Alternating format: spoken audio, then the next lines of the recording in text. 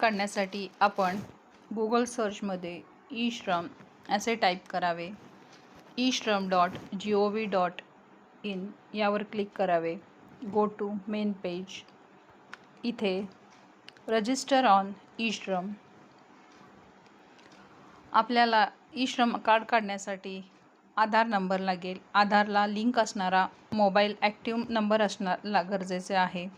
त्यानंतर कुणाचे आपण ई-श्रम कार्ड काढू शकतो तर 16 वर्ष ते 59 वर्ष या वयोगटातील कोणाचेही आपण ई-श्रम कार्ड काढू शकतो. त्यासाठी काही अटी वगैरे आहेत.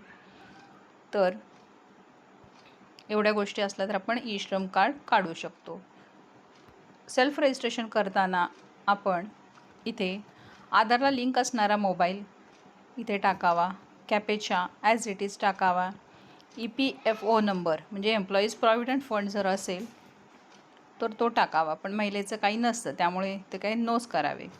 R you an active member of employees state insurance corporation. इन्शुरन्सची कुठली कंपनीमध्ये कामाला वगैरे असेल तर त्यांचा इन्शुरन्सचं नंबर वगैरे ID वगैरे असतो, तर इथे महिलेचं नो म्हणून द्यावा आणि सेंड OTP असे करावे.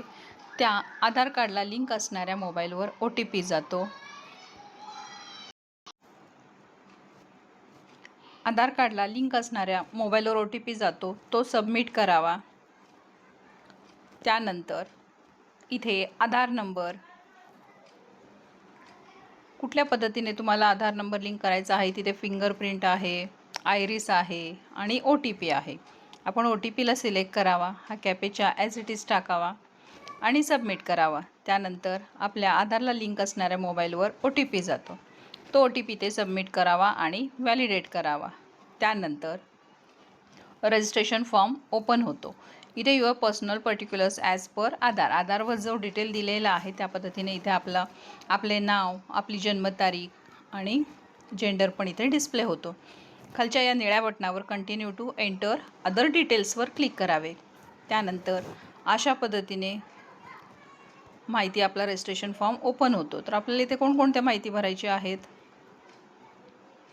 तर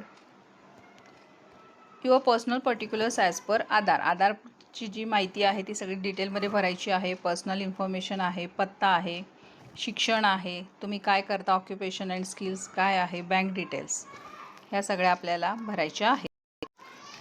हे सगळे फॉर्म आपण जर सबमिट केले अशा पद्धतीने बँक डिटेल्स वगैरे फिल केलं की मग सगळ्यात शेवटी आपल्याला डाउनलोड ई-श्रम कार्ड असे येते.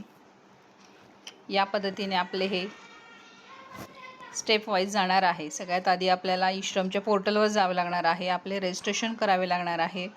मग नंतर नवीन पेजवर आपल्याला आधार लिंक मोबाईलवर कॅपेचा टाकून आपण OTP पाठवू शकतो. त्यानंतर आधार लिंक नंबरवर OTP जातो, तो सबमिट केला की मग आपले रजिस्ट्रेशन फॉर्म ओपन होते. त्यामधल्या सगळ्या गोष्टी आपण भरल्या तर आपल्याला आपला ई-श्रम कार्ड डाउनलोड करून घेऊ शकतो.